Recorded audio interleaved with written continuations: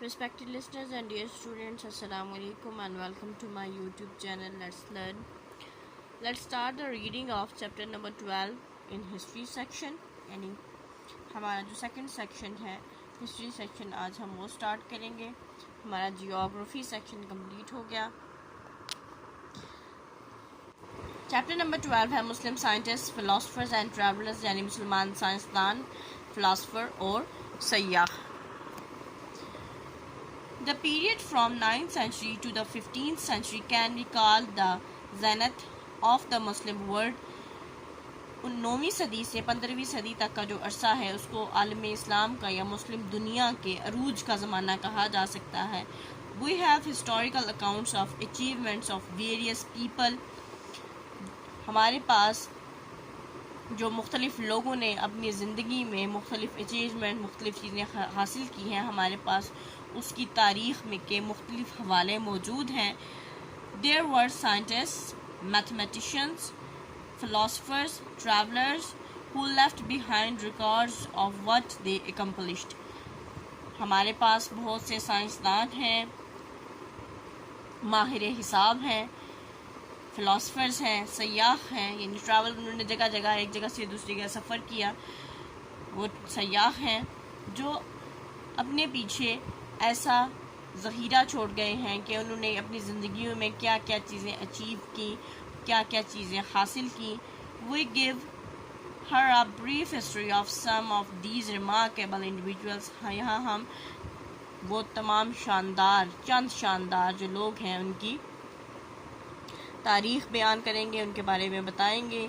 उनमें पहला शख्स है इब्ने बतूता, जो कि 1304 से 1304 में पैदा हुआ था और 1368 में वो उसकी वफ़ात हो गई थी. Ibn Battuta was probably the most famous of early Muslim travelers. Ibn Battuta शायद अव्वलीन जो मुसलमान सयाह हैं उनमें सबसे ज़्यादा मशहूर होने वाला सयाह है. On foot and on animal back, he covered about 120,000 kilometers, the equivalent of 3 times round the equator. कभी पैदल और कभी किसी जानवर की पीठ पे उसने तकरीबन 1,20,000 किलोमीटर का सफ़र तय किया, जो कि तकरीबन जो हमारे ज़मीन के इर्द गिर्द एक इमेजिनरी लाइन है जो ज़मीन को दो हिस्सों में तकसीम करती है, हाफ में डिवाइड करती है, जिसे इक्वेटर कहते हैं. उस इक्वेटर का तकरीबन 3 दफ़ा चक्कर लगाने के बराबर है. He travelled from Spain to China. उसने स्पेन से चाइना तक का सफ़र किया. And from Central Africa to Russian steppes. और वस्ती अफ्रीका से रशिया की, रूस की चरागाहों तक. His accounts tells us much about the Muslim world of 14th century. उसकी जो सरगुज़िश्त है, यानी उसके साथ गुज़रने वाले जितने भी वाक़यात हैं वो हमें 14वीं सदी की जो मुस्लिम दुनिया है उसके बारे में बहुत सी बातें, बहुत कुछ बताती हैं. He studied law. उसने कानून पढ़ा. Like the rest of his family, अपने बाकी ख़ानदान की तरह. But when he was 21, he set off on a pilgrimage to Mecca. लेकिन जब वो 21 साल का हुआ तो वो अपने मजहबी फरीज़ा, चाहे हज या उम्रा, वो अदा करने के लिए मक्का गया. On his first journey, he went via the Red Sea to Mecca. अपने पहले सफ़र पे वो मक्का गया सुर्ख पानियों की तरफ से होता हुआ. ये इंडिया और अफ्रीका के बीच में, यानी इंडियन ओशियन में ये जगह है जिसको रेड सी बोला जाता है, खारे पानियों की जगह है ये. Then Syria, Iraq, Khorasan, southern Persia, Azerbaijan and back to Baghdad. फिर वो शाम, इराक, खुरासान, ईरान का एक सूबा है अब, वहाँ से होता हुआ जनूबी फ़ारस भी अभी ईरान को ही कहा जाता है, अज़रबैजान से होता हुआ वापस बगदाद आया. He settled in Arabia for 3 years but then became restless again. वो 3 साल तक सऊदी अरेबिया में रहा लेकिन फिर से वो बेचैन हो गया. And once more set off on a long journey. और फिर दोबारा से वो एक लंबे सफ़र की तरफ रवाना हुआ. His travels took him to Jeddah, Yemen, अदन, तंजानिया, यानी इसके जो सफ़र थे इसको जद्दा, यमन, अदन, तंजानिया, साउथ अरेबिया, जनूबी अरब, ओमान, हॉर्मुज़, साउथ पर्शिया यानी जनूबी फ़ारस, and back to Makkah, اور واپس مکہ کی طرف لے گئے. His next journey was to the Black Sea. اس کا جو اگلا سفر تھا وہ کالے پانیوں کی طرف تھا. یہ یورپ اور افریقہ کے ایشیا کے مابین جو اٹلانٹک اوشن ہے اس میں ایک مقام ہے. یہ اس کی طرف سے سفر کر رہا تھا by boat. Crimea, Constantinople, Russian steppes, Constantinople again, then Bukhara, Samarkand, Khorasan, Afghanistan, Hindu Kush and across the Indus. یعنی وہ اس سفر کے دوران وہ کرائمیا سے ہوتا ہوا کانسٹینٹیپول، قسطنطنیہ کو کہا جاتا تھا جو حالیہ استنبول ہے، پھر وہاں سے یہ پہنچا روس کی چراگاہوں میں دوبارہ سے استنبول یا قسطنطنیہ، پھر بخارا، سمرقند، خراسان، افغانستان، ہندو کش سے ہوتا ہوا وہ دریائے سندھ یعنی سندھ ویلی میں پہنچا. By now he was famous and had many friends among rulers, princes, sultans and emperors.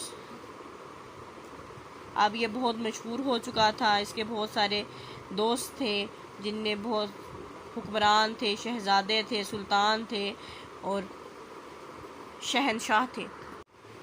He moved on Delhi where he met a temperamental king Muhammad bin Tughlaq. Ibn Battuta lived in India for several years as a qazi or judge at Tughlaq's court. ابن Battuta Delhi آیا جہاں اس کی ملاقات ایک بہت ہی غصیلے اور جذباتی بادشاہ محمد بن تغلق سے ہوئی. ابن بطوطہ نے انڈیا میں کافی سال گزارے جہاں وہ جو تغلق کی عدالت ہے وہاں پہ قاضی یا جج کے طور پہ کام کرتا رہا. He became involved in war on Malabar coast and was shipwrecked at Coromandel. اس نے ملابار ساحل پہ جو ایک جنگ ہوئی تھی اس میں بھی حصہ لیا لیکن اس کی کشتی جو سی ہے وہ ٹوٹ گئی کورومنڈل کے مقام پہ. But he sailed on to Maldives. لیکن اس نے اپنی کشتی کو لنگر انداز کر لیا مالدیپ میں. دین بنگال، پھر بنگال آیا، آسام آیا، سماترا سے ہوتا ہوا چائنا پہنچا بیجنگ میں. Returning via Sumatra, Baghdad, Syria and Egypt, he made final pilgrimage to Makkah. جب وہ واپس آ رہا تھا سماترا، بغداد، سیریا اور ایجپٹ کے راستے، آخر میں اس نے اپنی فائنل ہے مذہبی فریضہ ادا کیا، اپنی زندگی کا آخری مذہبی فریضہ ادا کیا مکہ میں. And then return to Morocco, اور واپس مراکش آ گیا اگین وایا ایجپٹ اینڈ تنزیا، مصر اور تیونس کے راستے. arrive home 1349. 1349 میں وہ اپنے گھر واپس پہنچا. But soon he was on his travels once more. لیکن جلد ہی وہ دوبارہ سے سفر پر نکل گیا. across the straits to Granada, the last Muslim kingdom in Spain. یہاں پہ وہ سیدھا پھر گرانڈا کے راستے گیا جو کہ آخری اسپین میں آخری مسلمانوں کا کنگڈم تھا، یعنی آخری مسلمانوں نے وہاں پہ حکومت کی. Though he finally wanted to settle, the Sultan of Morocco ordered him to go to the Muslim state of Mali in West Africa. جب اس نے فائنلی سیٹل ہونے کا فیصلہ کیا تو جو مراکش کا سلطان تھا اس نے اس کو آرڈر کیا، اس کو حکم دیا کہ وہ جو ایک مسلمان ریاست ہے مالی جنوبی افریقہ میں وہاں پہ جائے. Crossing the terrible Sahara Desert.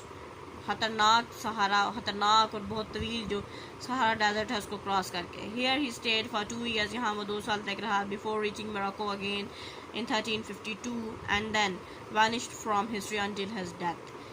یعنی وہ یہاں 2 سال رہا موراکو پہنچنے سے، دوبارہ سے وہ مراکش پہنچا 1392 میں اور پھر وہی تاریخ سے اپنے مرنے تک اپنی وفات تک غائب ہی رہا. His accounts of his travel is main source of history and geography of much of the Muslim world in the Middle Ages. اس کے جو سفر ہیں اور اس کی جو سرگزشت ہے وہ ہمیں اس زمانے کی جو مسلم دنیا ہے اس کی تاریخ اور اس کی جغرافیائی حالتوں کے بارے میں بتاتی ہے. نیکسٹ ہے Albiruni. Al-Biruni was perhaps the most famous Arab scientist of early times. Al-Biruni جو ارلی ٹائمس یعنی شروعات کا جو وقت ہے اس میں سب سے زیادہ مشہور ہونے والا عرب سائنسدان ہے. He was born in Uzbekistan and died in Ghazni. وہ ازبکستان میں پیدا ہوا اور غزنی میں فوت ہوا. غزنی افغانستان میں جگہ ہے. He was the most brilliant scholar and scientist of the time. وہ بہت ہی زیادہ اس وقت کا وہ بہت ہی قابل اسکالر اور سائنسدان تھا. He spoke Turkey, Sanskrit, Persian, Hebrew and Syriac. وہ سنسکرت, فارسی اور ترکش, عبرانی اور شامی زبان بول لیتا تھا. but he always wrote in Arabic. لیکن وہ ہمیشہ عربی میں لکھتا تھا. his many books said to be 113. اس کی بہت ساری کتابیں تھیں. یہ کہا جاتا ہے کہ 113 کتابیں تھیں, including those on medicine, geography جن میں طبی, جغرافیائی, astronomy فلکیات کی, میتھمیٹکس حساب کی اور ہسٹری کی کتابیں تھیں, تاریخ کی کتابیں تھیں. unfortunately many of these are believed to have been lost. لیکن بدقسمتی سے یہ مانا جاتا ہے کہ ان میں سے بہت ساری جو ہیں وہ کھو گئی ہیں, گم گئی ہیں. but enough remains to show what a brilliant man he was. لیکن اتنی موجود ہیں جو کہ یہ شو کرتے ہیں, جو کہ یہ بتاتی ہیں کہ وہ بہت ہی زیادہ ایک قابل انسان تھا. especially when one realizes that he had very few reference books or sophisticated apparatus to work with. خاص طور پہ تب جب لوگوں کو یہ احساس ہوا کہ ان کے پاس بہت ہی کم ایسی کتابیں ہیں جن سے وہ حوالے حاصل کر سکیں, یا بہت ہی کم ایسے نفیس اور ایسے نازک آلات ہیں جس سے وہ کام کر سکیں. یعنی جو البیرونی تھا وہ ابتدائی سرجن بھی مانا جاتا ہے. اس نے آنکھ کی ساخت کے بارے میں اور آنکھ کے بارے میں بہت سا کام کیا اور بہت سی چیزیں لکھی. یعنی سرجری میں جب کسی کے پاس کوئی ریفرنس نہیں ہوتا تھا تو اس ٹائم میں البیرونی کی لکھی گئی کتابوں کو استعمال کیا جاتا تھا. اس کے علاوہ بھی جو اس کی لکھی گئی کتابیں ہیں وہ اپنی مثال آپ ہیں. وہ ایک ذہین آدمی تھا. He based his work on careful observations and experiments. اس کا جو کام ہے وہ بہت ہی احتیاطی مشاہدات اور تجربات پہ مشتمل تھا. In 1017 he went to India to study the culture and his most famous book is India.